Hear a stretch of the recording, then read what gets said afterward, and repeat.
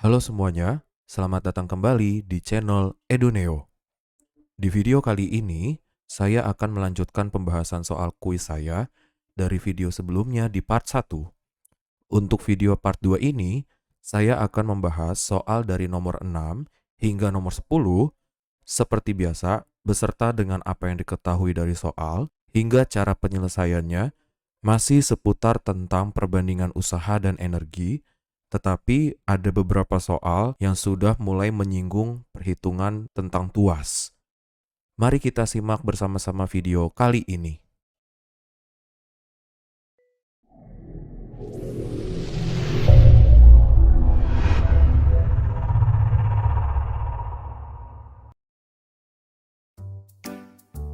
Oke, kita mulai dari soal nomor 6. Soalnya seperti ini. Sebuah benda didorong sejauh 60 meter dengan usaha 720 joule. Artinya, benda tersebut mengalami gaya sebesar titik-titik Newton.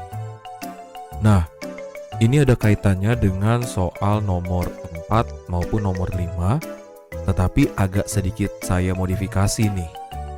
Yang penting kalian sudah paham bagaimana cara menentukan apa yang diketahui dan apa yang ditanyakan. Yang pertama untuk 60 meter, ini berbicara tentang jarak, dan yang kedua itu adalah 720 joule yang menyatakan usaha. Usaha itu kita tahu karena satuannya J, yaitu joule. Nah, yang saya tanyakan adalah titik-titik N, titik-titik Newton. Newton itu adalah satuan dari gaya. Gaya itu lambangnya F. Jadi yang saya tanyakan adalah berapa F-nya, sama dengan titik-titik.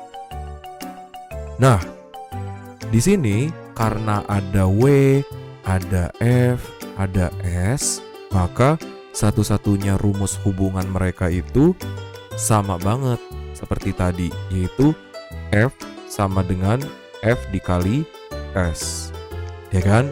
Sudah ada di video sebelumnya ya. Nah, tinggal kita masukkan angkanya, yaitu 720 sama dengan F-nya karena yang ditanyakan masih berupa F dikali 60. Nah, ada beberapa cara nih untuk mengetahui nilai F ini. Yang pertama, mungkin bagi beberapa dari kalian yang sudah paham, oh kalau saya mau cari F-nya berarti yang dipindahkan si 60-nya, pindah ruas. Yang tadinya kali 60, kalau pindah ruas ke kiri bersama 720, berarti artinya 720 dibagi 60. Bukan 60 bagi 720 ya. Gitu. Nah, tapi ada juga nih beberapa guru yang menyarankan cara lain supaya cara itu jangan sampai terjadi. Tiba-tiba kalian dengan pede kan 60 dibagi 720. Nah, cara yang pertama itu adalah dengan menggunakan prinsip coret-mencoret. Dalam matematika, rumus W sama dengan F kali S ini adalah contoh dari rumus yang berbanding terbalik. Artinya, ada rumus di sebelah kiri sama dengan dan di sebelah kanan sama dengan berupa perkalian.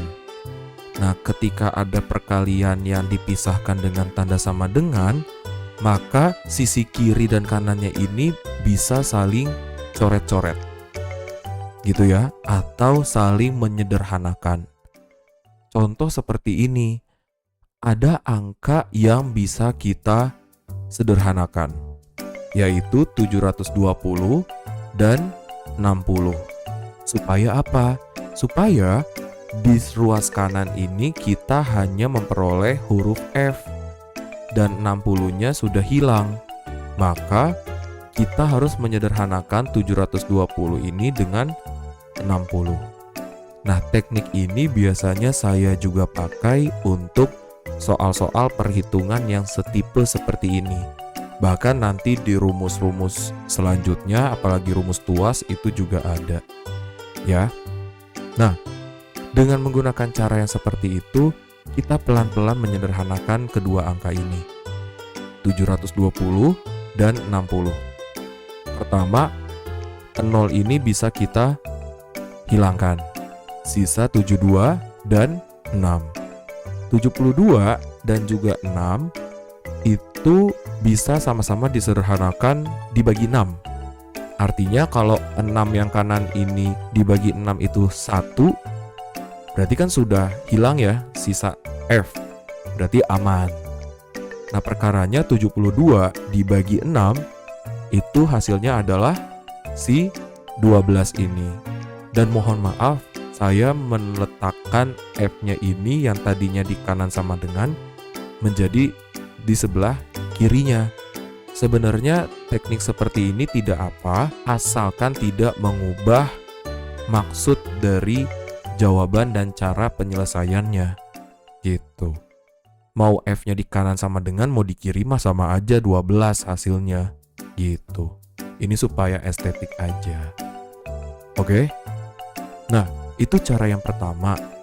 Ada juga cara yang kedua itu dengan cara menggunakan segitiga famous ini nih. Yoi.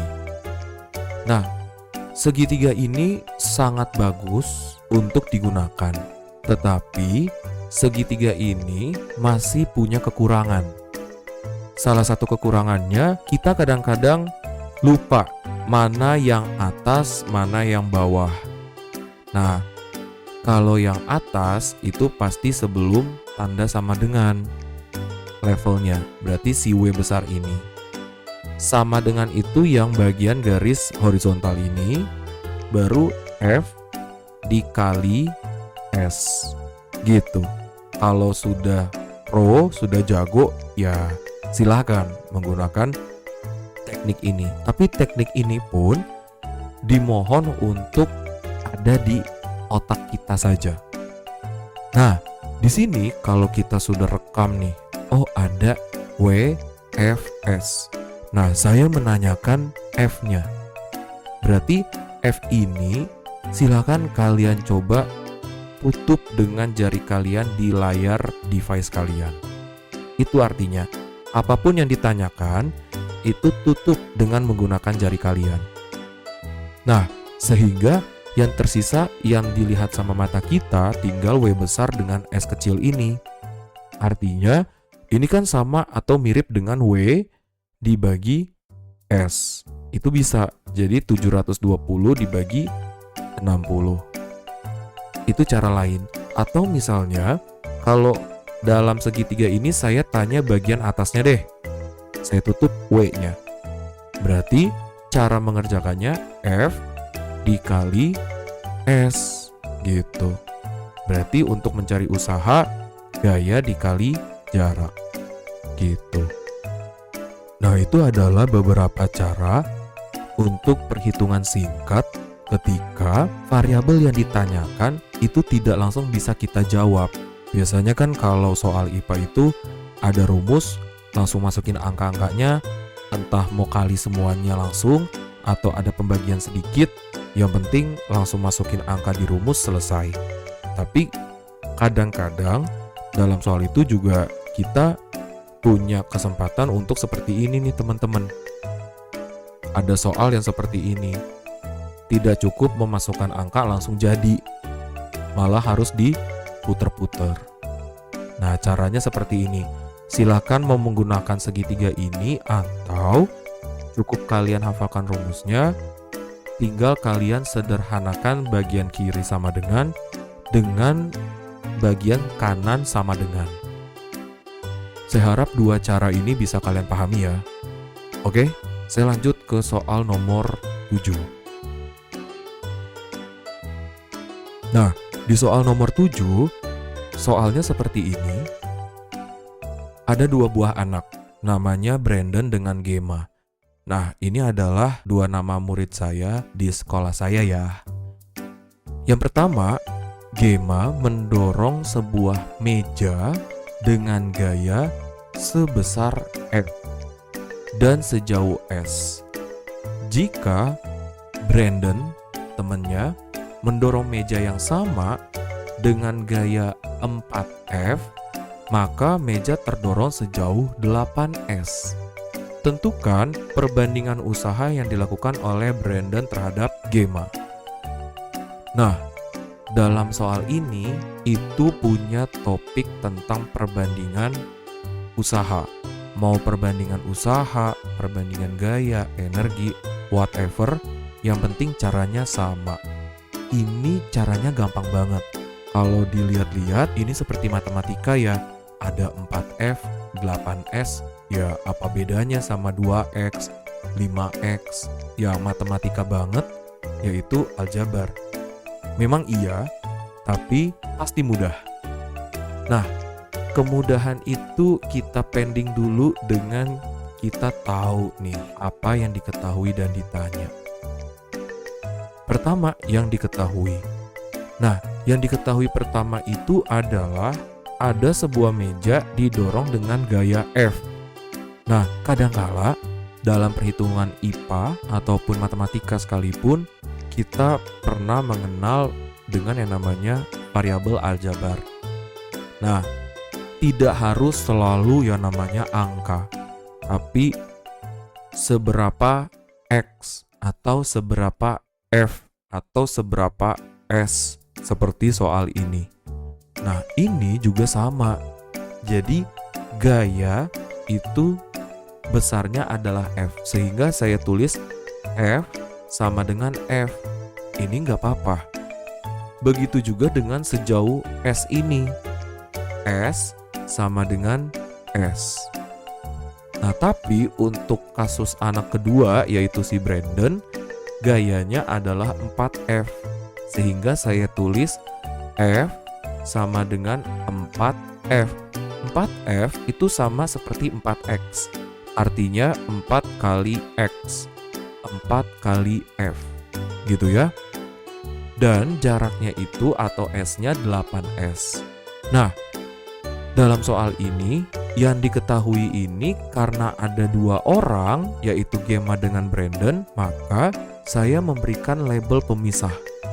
Untuk F dan S yang dari Gemma, yaitu F besar dan S kecil ini sampai tanda titik ini, satu kalimat ini ya, itu saya berikan label 1, indeks 1, artinya kondisi pertama, anak pertama, gitu.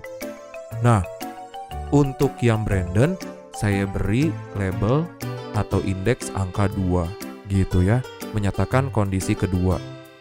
Nah, yang saya tanyakan adalah tentukan perbandingan usaha. Nah, perbandingan usaha berarti yang namanya perbandingan itu something banding something. Something dibagi something. Nah, somethingnya dalam soal ini adalah usaha.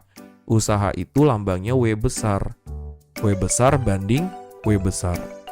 Nah, kita lihat ternyata perbandingan usahanya itu oleh Brandon terhadap Gemma, berarti kondisi kedua terhadap kondisi pertama. Makanya di sini saya tulis W2 banding W1. Jadi diperhatikan kalau masalah perbandingan itu khawatirnya ya dalam soal pilihan berganda jawabannya itu bisa dibalik karena beda meaningnya antara W1 banding W2 dengan W2 banding W1 gitu. Pasti akan salah kalau kalian salah pilih padahal caranya betul. Gitu ya. Nah, so bagaimana cara kita mengerjakan soal ini yang tadi saya katakan tinggal coret-mencoret? Itu adalah seperti ini. Seperti definisinya perbandingan. Perbandingan itu artinya kita membuat dia menjadi bentuk pembagian W2 per W1.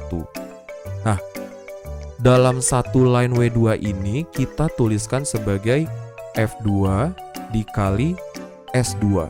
Karena pada dasarnya rumus W itu adalah F dikali S. Jadi kalau saya sebut W2, maka yang di atas F2 dikali S2. Kalau yang di bawah W1 berarti F1 dikali S1. Sehingga kita tinggal masukkan F2-nya kita ganti 4F, S2-nya kita ganti 8S deh. Nah, untuk F1 kita ganti F, untuk S1 kita ganti S. Sehingga ingat definisi aljabar, ketika kita temukan 4F artinya 4 kali F. Nah, F yang atas sama F yang bawah bisa kita coret. Nah, yang di bawah itu bukan jadi 0 tapi 1.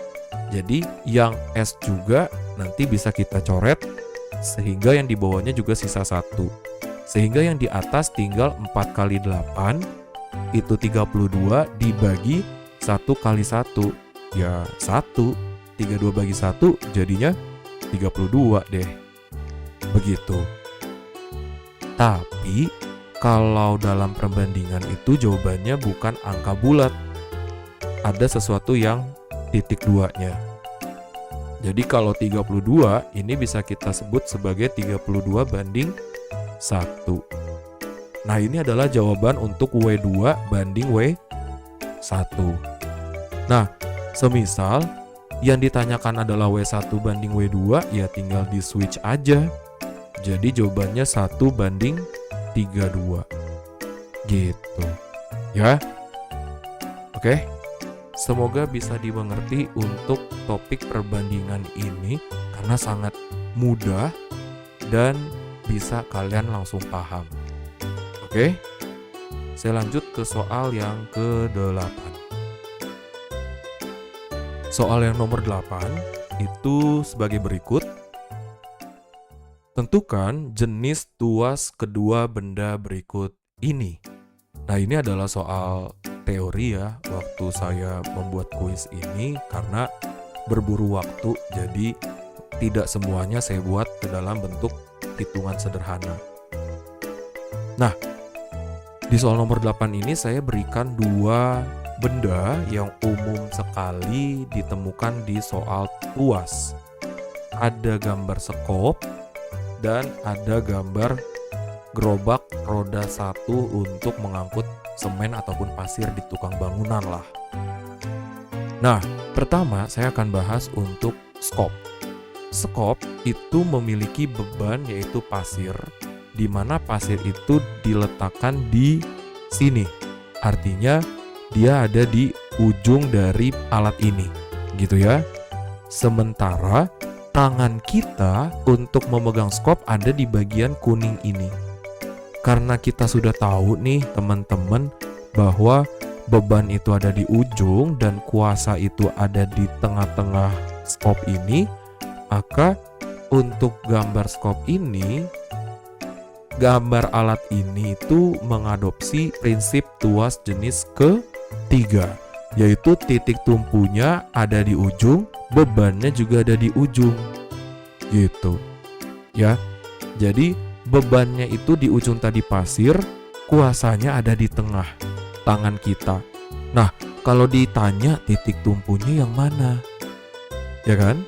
Nah, titik tumpunya itu seolah-olah ada di pegangan atau holder ini. Tapi kalau kita amati lebih lanjut, ternyata titik tumpu ini belum tentu ada di sini, tapi ada di siku tangan kita. Karena ketika kita menggunakan skop, kita menumpu skop itu ada di siku. Jadi dari sepanjang telapak tangan sampai siku kita. Gitu, yang memegang holder itu. Ya. Jadi yang namanya jenis tuas ketiga itu ketika titik tumpunya ada di ujung bersamaan dengan bebannya. Mereka berdua ada di ujung. Nah, tapi beda hal dengan gerobak roda 1 ini. Gerobak roda 1 ini kan dia mengangkut beban pasir juga, tapi pasirnya itu ada di sini, di chamber merah ini. Nah, logikanya kalau kita menggunakan alat gerobak ini kan tangan kita ada di holder kuning ini. Bebannya atau pasirnya di sini. Nah, kita menumpukan si alat ini bukan ada di siku kita seperti di sekop, tetapi kita bertumpu pada roda ini. Sehingga untuk susunan tuas gerobak ini itu punya prinsip bebannya ada di tengah, tapi penumpunya di ujung. Berbeda kan sama skop tadi? Nah, sehingga untuk alat gerobak ini menggunakan prinsip tuas kedua, jenis kedua. Ya, jadi titik tumpunya ada di sebelah kiri, lalu bebannya ada di tengah, dan kitanya atau kuasanya ada di sebelah kanan. Gitu. Jadi untuk prinsip tuas jenis kedua dan ketiga, itu mereka sama-sama memiliki sifat titik tumpunya di ujung. Tetapi yang membedakan adalah kalau tuas jenis kedua itu bebannya ada di tengah. Sementara tuas jenis ketiga itu bebannya ada di ujung juga, gitu.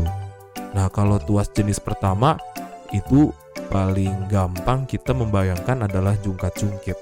Nanti di soal selanjutnya. Kalau jungkat-jungkit, titik tumpunya bukan di ujung. Kalau di ujung pasti jatuh ya. Tapi dia ada di tengah. Jadi antara kuasa dengan bebannya itu ada di ujung-ujung titik tumpunya. Gitu. Oke? Semoga paham untuk menganalisa prinsip tuas dari sebuah alat yang diberikan. Ya, saya lanjut ke soal nomor 9. Untuk soal nomor 9, soalnya seperti ini. Ada gambar seorang anak mendorong drum minyak menggunakan papan yang dibuat miring menuju pick up. Gitu ya. Nah, yang saya tanyakan, manakah yang prinsipnya ini mengikuti gambar saya di bawah ini? Jadi, dalam soal kuis ini saya memberikan beberapa opsi alat. Mungkin alat-alat ini juga ada beberapa yang belum kalian ketahui. Belum kenalan lah. Jadi kapan-kapan kalau adik-adik belum kenal dengan alat-alat ini, silakan di search ini buat apa. Karena kadang-kadang ya kita sebenarnya hidup berdampingan dengan mereka, tapi merekanya diabaikan. Sedih banget gak sih? So sad. Nah, kita lihat dari opsi A. Opsi A ini adalah linggis. Nah, ini salah satu alat yang belum pernah atau belum banyak anak-anak temukan. Nah, linggis itu seperti batang logam, panjang. Dia ada ulirannya dan ujungnya itu ada seperti kail. Nah, biasanya dia untuk mencungkil sebuah beban, sebuah benda. Atau untuk alat-alat perkebunan, perkakas, gitu. Itu linggis. Kemudian kalau B, gunting. Pasti kalian kenal ya, gunting itu seperti apa. Yang C, tangga. Ini apa lagi? Pasti sudah semuanya tahu. Yang D, juga sumur. Tahu semua ya.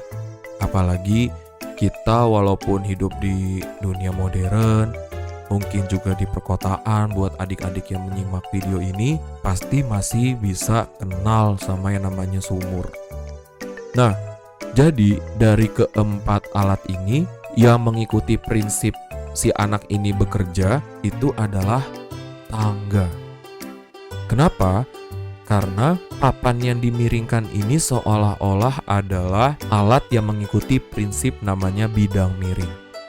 Jadi di dalam pesawat sederhana itu sebenarnya ada 4 benda, ada tuas, ada katrol, ada bidang miring, dan juga ada roda. Tapi di kelas saya untuk roda tidak terlalu diikutkan, jadi hanya ada 3, tuas, katrol, dengan bidang miring. Nah, untuk linggis, cara kerjanya hampir mirip dengan skop, seperti soal sebelumnya. Sehingga linggis itu termasuk ke dalam tuas. Gitu ya, bentuknya hampir mirip. Yang B, itu adalah gunting. Nah, kalau gunting ini juga dia adalah alat yang menggunakan prinsip tuas. Tuas jenis pertama. Karena penumpunya itu ada di tengah-tengahnya gunting yang bentuknya bulat seperti skrupnya. Gitu ya. Kemudian kedua jari kita itu ada di ujung dan si kertas atau apapun yang mau kita gunting itu juga ada di ujung sana. gitu. Jadi gunting itu menggunakan prinsip tuas jenis pertama. Sementara untuk sumur, karena sumur itu pakai katrol ya jelas prinsipnya prinsip katrol. Nah, kalau tangga udah jelas banget.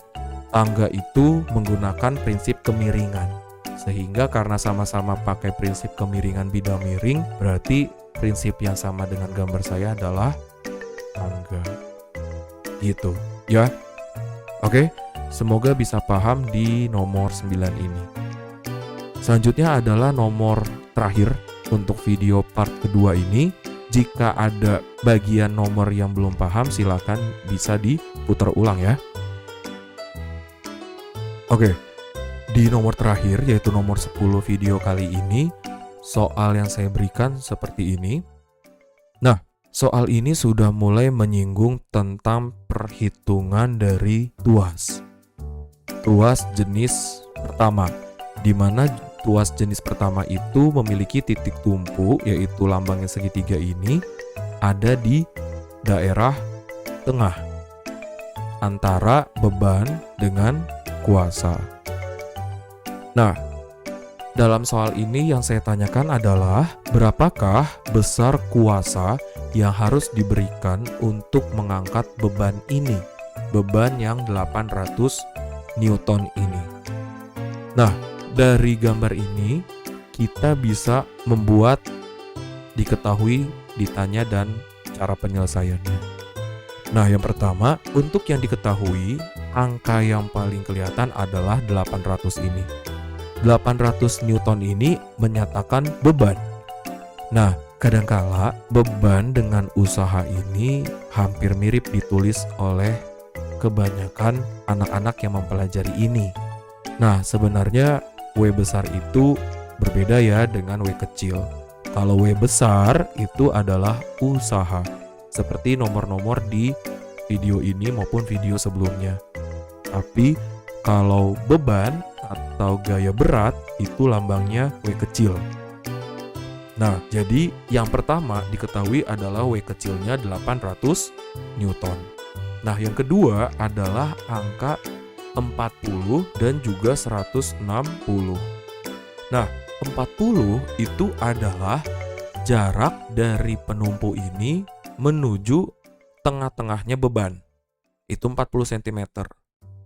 Nah, seperti video saya tentang keseimbangan tuas jungkat-jungkit, ada yang dikatakan jarak dari titik tumpu sampai beban, mau benda satu ataupun benda dua. Namanya adalah lengan.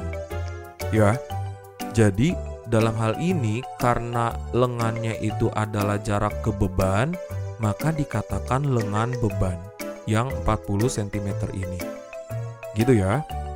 Nah, sedangkan yang 160 cm itu adalah jarak dari penumpu hingga bagian tengahnya si kuasa atau tangan kita. Sehingga 160 ini juga dikatakan sebagai lengan. Tetapi karena lengannya ini menuju kuasa, sehingga 160 ini dinyatakan sebagai lengan kuasa. Gitu. Ya. Lengan kuasanya sebesar 160 cm. Nah, yang saya tanyakan adalah kuasanya. Kuasa itu adalah dari kita.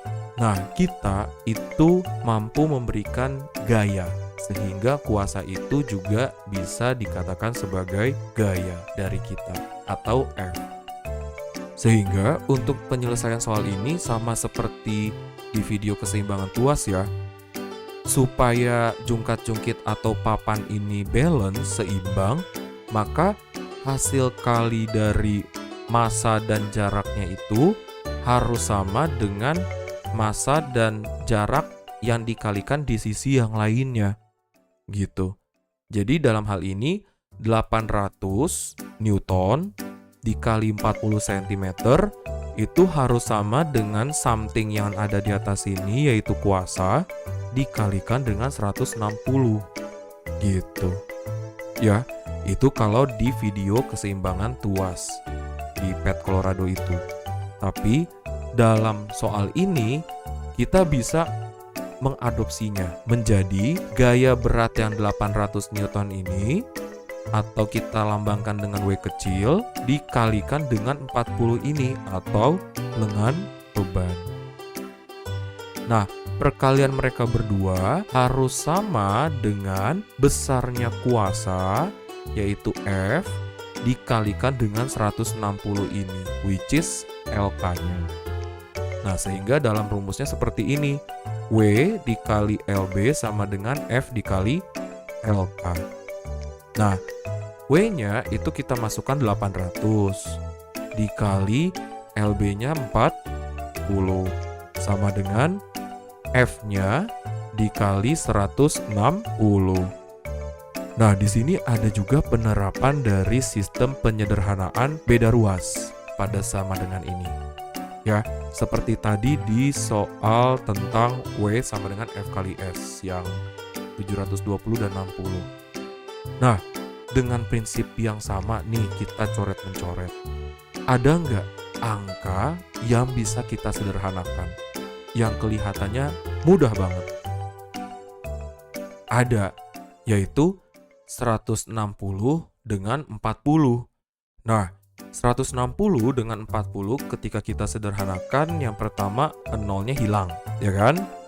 Nah, sisa si 16 dengan 4. 16 dengan 4 ini bisa kita sederhanakan lagi dibagi 4. Sehingga 4 yang ini kalau disederhanakan habis, sisanya 800, yang sebelah kanan 16 dibagi 4, sisanya 4. Nah, kan kita mau cari F-nya nih. Berarti si 4 yang dari 16 sisanya ini wajib kita hilangkan lagi. Kita sederhanakan kembali lagi dengan kawan yang sebelah kirinya satu lagi, si 800. Berarti kalau 4-nya mau kita coret supaya habis, 800 juga kita bagi 4. 800 dibagi 4 itu hasilnya 200. Sehingga sebelah kiri ini sudah selesai dan habis sisa 200. Yang sebelah kanan tinggal tersisa huruf F. Begitu. Ya, jadi nilai F-nya atau kuasanya sama dengan 200.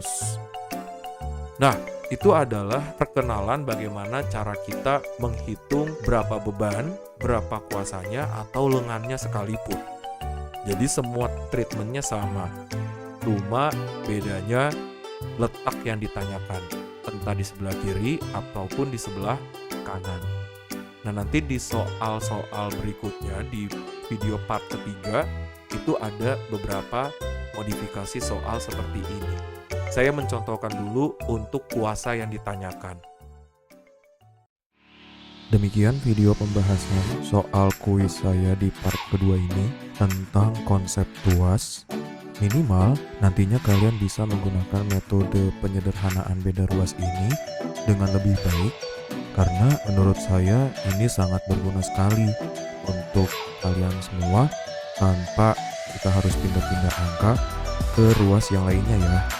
Setelah video ini akan ada video part ketiga yang berisi materi tentang perhitungan pada tuas. Tetap semangat belajarnya. Semoga video ini bisa bermanfaat untuk kalian ya adik-adik semuanya. Oke, terima kasih.